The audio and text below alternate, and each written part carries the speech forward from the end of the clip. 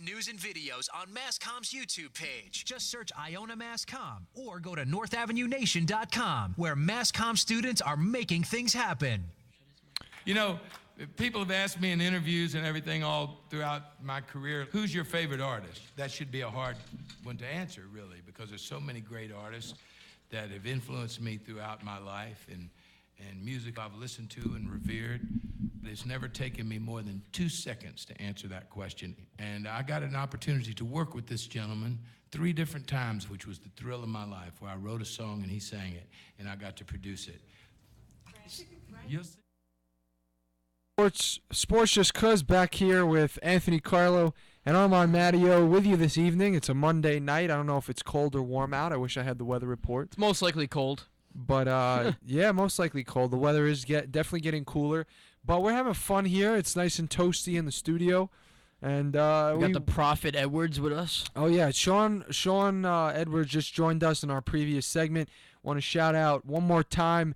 Don't ever listen to the show again unless you go onto SoundCloud right now and search the Prophet Music with a K. So it would be PROPHET MUSIK, and do that on SoundCloud.com. Remember, you could also listen to the show by going to Ustream and typing in WICR and just looking for Sports Just Cuz, or also hit us up on YouTube, or also follow us on Facebook, the Facebook page at WICR, and also on Twitter at WICR1 on Twitter. But anyway, we talked about some NFL. We went through our Monday night preview. So now a little bit of baseball, since tomorrow night is the first night of the World Series. The first starters have been named. Madison Bumgarner will be up against big game James Shields for KC. And the dream run for the Kansas City Royals is not over. You're absolutely right, and the Royals have done something remarkable for baseball. Having not been in this situation for 30 years, they come out in this postseason, and they go on an 8-0 route, defeating arguably the best team in baseball going into the playoffs in the Anaheim Angels, or Los Angeles Angels, sorry. And then Los Angeles Angels of Anaheim. Los Angeles Angels of Anaheim. And then they defeated the Baltimore Orioles, who are an offensive powerhouse. But unfortunately, they're going to lose to the Giants. The Giants, after beating the St. Louis Cardinals on that walk-off home run in the 9th inning, I feel brought momentum to San Francisco. And San Francisco has been in this predicament before. San Francisco has a better bullpen. They have more experienced starters. I think they have a better bullpen. Kansas City has the best bullpen in the major leagues. I think San Francisco has a better bullpen right now. I don't care what you think. I think. Okay. I can't. I respect that so much because you're able to tell me that you think something opposed to what I think. Look, you got to respect people's opinion. But listen, all right, maybe you're right about the bullpen, okay? But the starting rotation is experienced, and Tim Hudson, Jake Peavy, these guys have been here before, not in the World Series, but they've been in the playoff moment. And Madison Bumgarner is the second best pitcher in the National League. So, I mean, other than Big Game James, who can you say is an A-caliber pitcher on that team? I know I like Ventura. I always talk about him because he can throw that 100-mile-an-hour fastball, but they usually, they usually follow up. Big Game James. They usually have Ventura. Then they got Vargas, Vargas is no big deal. I agree with you Vargas, if he goes up against Tim Hudson, the Giants are gonna win that. Vargas, I agree, is no big deal. They have Guthrie too, don't they? Jeremy Guthrie as well. Guthrie is a better. He'll go against Vogelsong. He's a better arm, and Vogelsong is no big deal either for the Giants. But to me, the reason why the Royals, listen, I'll be the first one to say I picked the World Series to be, when we were analyzing the postseason, I picked it to be the Giants and the Orioles. So I didn't believe that the Royals were going to continue to win. I thought that the Orioles had enough momentum under Buck Showalter to win that series. But the Royals have swept the Angels, the Orioles. They have motored through this postseason, winning 8 straight playoff games. I don't see any way the Kansas City Royals momentum is going to come to an end. I don't see it. Because every single player on that team is making a difference. I'm not even kidding.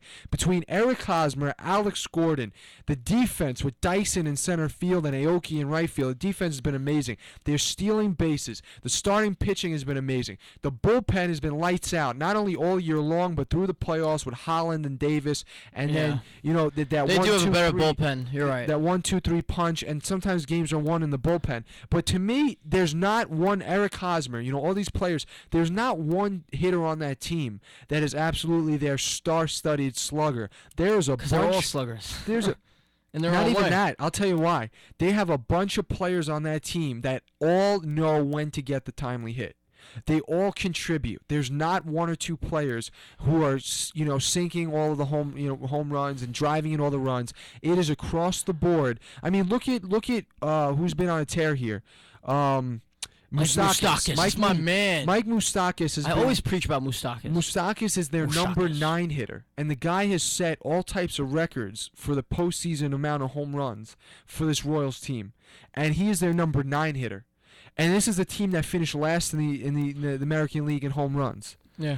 This is a team that, to me, right now, there's no holes to exploit. Defensively, offensively. They're like the New York Giants pitching. from. When they won their Super Bowl run, when they finished 9-7, barely got in the playoffs. Same thing You're with the exactly Royals. right. That is a great point. They That's went a on great this comparison. momentum run. That's a great comparison. That's actually spot on. That's great. Thank you. That was good, actually. That was a great comparison. Because the Royals did barely make the playoffs. They won the wild card game. Hey, can I switch my pick to the Royals now? I don't even like the Giants. I don't even know why I said that. You were trying to play devil's advocate. I was trying. I knew you were going to say Royals, so I was trying to be different, all right? But maybe we're similar. We're cousins for a reason. Maybe we shouldn't do this show.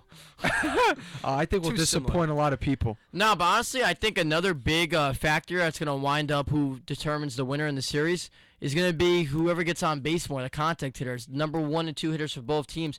Both hitters for both teams, they're number 1 and 2. They like to steal the bases. Yeah. So keeping them off the base paths is key. And the Royals, and the Royals are number 1 in the major leagues in stolen bases. Yeah, and I mean Gregor Blanco and Joe Panik are speedy guys too. They can move around and set up guys like Brandon Belt, Pablo Sandoval, Buster Posey. No, absolutely. I mean, it's going to be a good series. You know why I read an article the other day? How they say Buster Posey is the next Derek Jeter of baseball? I don't understand how they could come up with this. Well, you know what, though? Buster Posey and Derek Jeter are very similar in the fact that they have similar personalities. Like, Buster Posey and Derek Jeter have a hard-nosed way of playing the game, traditional baseball players, the scrappy kids who make it to the major leagues on hard work. They're not the most talented in the game, but their work ethic puts them ahead of everybody else. Mm-hmm. They love the game of baseball. They're leaders. They're quiet leaders. They lead by example. Those are similarities between Posey and Jeter. I like Posey. I think he's the best catcher in baseball. I like Posey too because he'll put his body on the line for the game. He had a season-ending injury blocking home plate when Posey's never going to have the credentials that Jeter will have. How many World Series does Posey have? 2? The fact is, does he have 2 or 1? Posey has 1, I believe 1. Oh, the Giants lost. It might have. Didn't they lose a World Series and they won 1? I think, but you know what? Sean, you're gonna have to check me on that. Google. Yeah, we'll have Sean do that. Sean's gonna check that stat, Posey, whether he has 1 or 2. But listen, Posey gives his body up for the game. Derek Jeter gave his body up for the game. That's why they're similar. There'll never be another Derek Jeter. I'll make that as simple as I can. That's the truth. Buster Posey. There's never been another player like Derek Jeter, and there never will be. I feel like Derek Jeter is unique to the point where people may be able to compare other players to him, who's a hard-nosed player, who's a good leader, who plays good with the intangibles, who has, the same batting average. Many different aspects of his game you can go along and try and compare to Derek Jeter. Some may be better than Derek Jeter, but there will never be another Derek Jeter. There will never be another player who combined the types of aspects of play that Jeter combined into his game, all the different aspects of his game. There will never be another guy who combined that same potion of aspects of a game that Jeter did, between the intangibles, between the skill on the field, between the leadership, between staying out of controversy on the biggest stage in baseball. There will never be a combination of player characteristics that would be put together as well as Derek Jeter's was put together.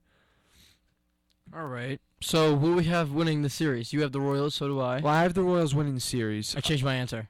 I know, I realized. And the Royals, that'll make the Royals winning the World Series for the first time since 1985. So George Brett will be very happy. Royals Nation will be very happy. You know who's not happy? The baseball community right now, because the ratings are going to be down on this World Series. Nobody cares. Buster Posey has 2 rings. 2010, 2012. Yeah, I thought he did have. I know I said. I know I said one, but no, I knew he had 1, but I thought he had 2. In the back of my mind, I knew you were right. I knew he had 2. All right. But so anyway, this series is the only problem with it. If you look at it, it is good for baseball and the fact that that the Royals have never been in a World Series in a very long time, and you know, stuff like that. But the way people look at it is, who are the Kansas City Royals? And oh wow, it's no one's Giants gonna watch again. it. You're right. What a surprise! Yeah, you're absolutely right. The rating's gonna drop because the Giants are probably one of the more favorite teams in the league, but they're kind of boring to watch. All National League teams are boring. That's my conclusion. Besides the Dodgers, No, the Dodgers are not boring. The Dodgers are not boring, but I know I'll offend your friend again. Oh yeah. I won't get into the Cardinals. That's all right. Who cares about the Cardinals? I don't care. I'll say it. But anyway, let's talk about the Bronx Bombers, or should I say the Bronx Duds? The Bronx Floppers. Yeah, the Bronx Floppers. The Bronx, didn't get the can out of the hoister. The Bronx, I mean, listen. First of all, I want to make mention that A-Rod was almost run over by Tony Romo before the Giants. Yo, did you see that? That Cowboys was game. so cool. I was like, yo, I got to root for the Cowboys. A-Rod's coming out. Come on. A-Rod led the charge. A-Rod was coming out of. He almost got ran over. Never mind, led the charge. Well, we can't have him get led over. We can't have him get run over. We He's need the third a baseman next year. You know baby. what? Honestly, with Jeter gone, not even talking about I'm telling you, A-Rod's production good. on the field, we need A-Rod back. We do, because A-Rod's one of the last Yankee pieces Well, from the mid-2000 Yankees. he's one of the last pieces from the 09 championship, if you want to say that. Yeah, Mark Teixeira, but I don't like Mark Teixeira. The guy strikes out all the time. Let's not talk about Mark Teixeira, though. Yeah, You know I don't like Mark we've Teixeira. we've already ganged up on Mark. Listen, what are your offseason moves for our New York Yankees? Listen, my expectations for this team are the fact that they have to fill a lot of holes in order to be a contender in this division. Because to me, the Orioles aren't going away. They're not. They're getting Matt Wieters back off of an injury, and they're going to be getting can't think of his name all of a sudden. Manny Machado. They're going to be getting Manny Machado back from injury as well as Wieters.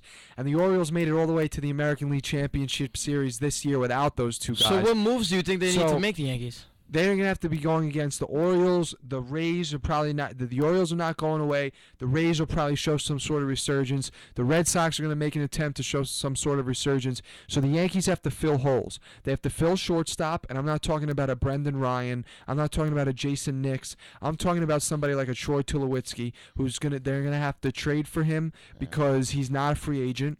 I'm talking about filling a hole at second base.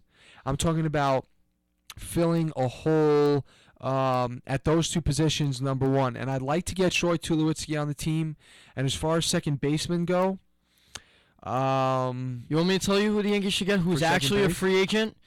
If the team does not buy out his contract, if they were not to, re-sign him, and Hanley Ramirez. no, that's one player they should They definitely should not go get after. Hanley Ramirez. No, they but he's should gonna not have get to- Hanley Ramirez. he's- Why should they get Hanley Ramirez? Well, first of all, he's gonna want a long-term deal, listen, and he's gonna want a lot of money. He's not worth He's it. gonna want a lot of Ca- money. Oh, and I'm gonna have to disagree with you here, Ant. With Hanley Ramirez. I think the Yankees should go after someone like you said before, a Brendan Ryan or a Jason Nix, and make him bat ninth in the lineup. Not Brendan Ryan or Jason Nix, but someone like a Steven Drew, a free agent. Re-sign him back. He's a guy who's going to want a minimum amount of money. He's a great glove in the field. Let him bat ninth in the lineup. Use that money elsewhere to get somebody like Yasmani Tomas, the guy from Cuba, yeah, the international the right star. fielder. Yeah. Okay. Well, here's the problem I have here. That's a great point. Yosmani Tomas is a great point. He's the next Cespedes. They're going to be putting on an international cap sooner or later on the free agents. So once that applies, it's going to be harder for teams like the Yankees to pick up as many international stars. Now, to back up and talk about Hanley Ramirez for a second, I definitely understand your point about Hanley Ramirez. All we hear as Yankees fans is you buy your players. You buy players who come over at an older age and aren't going to put up as many numbers and who are way overpriced and this and that. Hanley Ramirez fits all of those characteristics. But here's the problem. The Yankees' offense was terrible this past year. Terrible. So I am not going to be hesitant to signing somebody like Hanley Ramirez for a certain price, because adding another player who has no bat to bat ninth and play shortstop or bat The money's going to go elsewhere. Base, and you know where the money's going to go elsewhere. So if they go second base, get someone like Ben Zobrist, who's an expiring free agent. The guy's a great bat. He would fit well in Yankee Stadium, Ben Zobrist. I loved Ben Zobrist when he was with Tampa. The guy bats over 300. He can hit both sides of the field. I think he'll be a guy who could bat sixth in the lineup. You get the guy Tomas from Cuba. Right field, he's going to want a big contract, probably like 5 or 6 years at like, I don't know, $140, $160. So, and then look, you get an A-Rod back. Hopefully he'll be, he can hit 20 and bring in 80. Maybe bat about 280, 275. We would love that. I would re-sign Headley to be a backup to A-Rod and switch, make A-Rod play 5 days a week, make Headley play twice. Don't put the load on A-Rod. Maybe A-Rod put DH sometimes. They need another outfielder, though. If they don't get this Tomas guy, they have to look elsewhere, because Beltran, we've seen Beltran had a horrible year. Beltran is a dud. Beltran could be a DH. Don't put any workload on him in the outfield. You have Brett Gardner. You have Ellsbury. Well, here's the fact. In the outfield, the fact is the outfield is okay for me right now. Brett Gardner, Jacoby Ellsbury both put up good numbers. Okay, Brett Gardner had a career year. Jacoby Ellsbury wasn't exactly where you'd want him to be for the amount of money they're paying him, but it was good enough. I wouldn't be opposed to getting another outfielder. Do you not like Ben Zobrist, the idea of him playing second base? No, Ben Zobrist is a respectable player for second. I would say, yeah. They need a second baseman. If you get this shortstop now, Troy Tulowitzki, if they were to pull off a Troy Tulowitzki trade, that would be magnificent. Right, and he's worth the money. I disagree with you in the only fact where you want to go for another, and I've heard this. You're not different than anybody else. Everybody wants to go for the small bat, good defensive shortstop. I disagree. I think they need pop. All right, if they're going to do that, then they go J.J. Hardy. Don't go Hanley Ramirez. But J.J. Hardy's going to want He's going to want a 4 or 5 year deal where he's going to be 36 by the end of the contract. Listen, I know it's not smart baseball to walk, backwards into a contract like that just for the fact that you want to win next year. But listen to me. The Yankees are going to whittle away. They are going to be forgotten in this division, and we are going to go into a hibernation period. Yankee Stadium is going to be dead. Nobody's going to go to the stadium. The Yankees are not winning anymore. This is the wake-up call. But what makes you think that the shortstop is the answer? It's not the answer, but it's a hole that they need to fill. No, I think there's not even that good of Hanley Ramirez is all right. J.J. Hardy's a good shortstop. Hanley Ramirez is a good shortstop. But I think you should use that money for the contract that you be giving them and give it to this guy like Tomas, who's a power slugger who can most likely is going to hit 35 and bring in 110. Why can't we get both? We have money. Because we also haven't talked about the Yankees need starting pitchers. They need to re-sign back Brandon McCarthy. They have their starting pitchers. Ivan Nova, CC Sabathia, Masahiro Tanaka, and Pineda. That's 4 or 5. First of all, they need one Pineda's not reliable. CC Sabathia is not good anymore. Ivan Nova is always injured. You could say what you want, but that's what they're going to go with. Look at all that's what they're going to go with. Listen, I think we should enter the John Lester sweepstakes. Why not? Why not try and offer John Lester a contract? Why not try to offer someone like Francisco Liriano or someone like Max Scherzer? Well, first of all, there's good pictures out there. First of all, with Liriano, you're going to get the same exact thing out of him that you'll get out of Pineda. No, Liriano is a little bit more active than Pineda. Obviously, with Pirates. Liriano has been a key part of the Pirates making success. Pineda has done nothing. The fact is Liriano's not young. Liriano gets hurt. Pineda, they're both similar pitchers. They're both big. They both throw hard. They both, have a hard-breaking pitch. To me, we could argue all we want about the Yankees starting pitchers, but they have what they want. They're going to go with the Sabathia. Don't you think they should re-sign McCarthy? Tanaka. The guy McCarthy finished the season on fire. Yeah, they should re-sign Brandon McCarthy. I don't think they should re-sign back Robertson. I think it's time. Closer? David Robertson. I think you should give the closing job to Betances. And put Robertson back as the 8th guy. If he says no, get rid of him. I think Betances has all the intangibles to be an elite closer in this league for many years to come. Roberts. Sean, you all right right there? I thought he was being. Sean, you okay? I'm good, guys. I'm good. I heard somebody start coughing. I didn't know what's going on. You don't got the flu, do you? Ebola. Oh God, Sean, are you from Africa? Sean, you don't got Ebola, do you? I did go to West Africa the other day. No, you didn't go to West Africa. What do you think he's, Wyclef Jean? Sean, what nationality are you? He's Jamaica, man, Mayotte. Jamaican. Oh. Jamaican. Anyway, Hey, boy. Dellin Betances, listen, yeah, I agree with you. They're grooming him to be their future closer, but I think that they made enough mistakes transitioning players at the wrong time. With Jabba Chamberlain, they screwed him up. I think they should leave Betances as the 8 guy. No, because... I think they should leave for him as how the 8 long, guy. though? Because once you sign Robertson, Robertson's going to want a 4 or 5 year deal, and he's going to be there for years. What are you going to do with him? Then Betances is never going to have the shot because Robertson's here. He's under contract. He's going to be here. It's now or never you put Betances as closer. He's ready. Jabba, they never gave the chance to. They held him back. So why don't we use Betances, not hold him back, because that's what the Yankees are going to do. They're going to hold him back and keep him in the slot he's in right now, where he was discovered. Instead of keeping him there, the Yankees should take him to the next level and give him the closing job. Yeah, all right, but I don't. I think you should. That still, all is lost when you offer Robertson a contract. I still think they should offer Robertson the contract because they don't have an 8th inning guy. Then if you take Betances out of there. They don't. That's fine. So I'd rather then put have Robertson back in then the 8th put inning. Robertson in the 8th inning. Do that, but I'm saying they should sign Robertson. I mean, there might be other guys. Who Either are that, 8th or innings. we'll take a better look at the market and see who we can get. I don't. But I mean, listen, Robertson had 39 saves. I mean, Yeah, he but he wasn't also terrible. blew a couple too. So was Mariano. Mariano blew saves every year. Robertson nowhere comparable. I to know Mariano. we cannot. Obviously, I'm not going to compare Robertson to Mariano, but everybody's human. Everybody blows saves. But The Yankees only had 85 wins. In other words, Mariano had lots of saves on years where the Yankees had over 100 wins or close to 100 wins.